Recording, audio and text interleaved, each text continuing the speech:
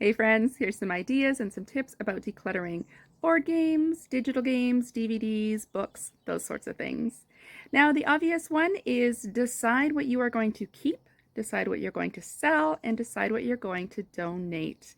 Now, be realistic and be honest with yourself. Maybe you have enjoyed reading this book or playing this game in the past, but it no longer serves you in your current stage of life. Those items you're allowed to let go. Board games. Board games really fall into this category, especially with kids. There's a lot of board games that are sort of age specific. So if your family and your kids have moved on past the age of some of the board games in your house, you can let those go and let them go to somebody else whose kids are the age that they will enjoy them. Video games, is it from an old device that you don't have anymore? You could let that go. Or is it a game? Lots of stuff you can do online now. So DVDs, honestly, they're kind of becoming a thing of the past. But if you still have some DVDs, again, just be realistic about the ones that you actually enjoy and want to keep. Once you have curated your items and you have decided which ones you want to keep, I would give them each a home.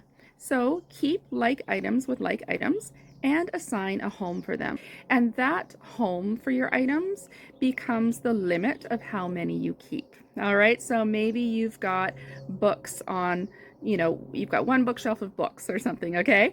And that can become your limit. So if you acquire more books in the future and you're getting to where that bookshelf is getting a little cramped, I'd encourage you that is a sign to reassess the books that you have kept, and perhaps it's time to pass on some other ones, or a shelf of DVDs or a cupboard of board games, that kind of thing. Assign a designated space that's a good realistic space for the season of life you're in now and how many of those items you might want to keep. The other thing you want to do is just, be realistic about the season of life that you're in. And sometimes, some of this stuff can be a fairy tale version of ourselves. So, or a what if version. I think a lot of books fall into this category. You want to be a reader, you want to be a fancy chef, so you have all these fancy cookbooks, those sorts of things. But maybe you're not in a season of life where you can have the time to cook fancy meals. Those sorts of things. Be realistic about the stage of life you're in now. Because let's be honest, friends, it is actually really easy to acquire anything that we want or need in today's society.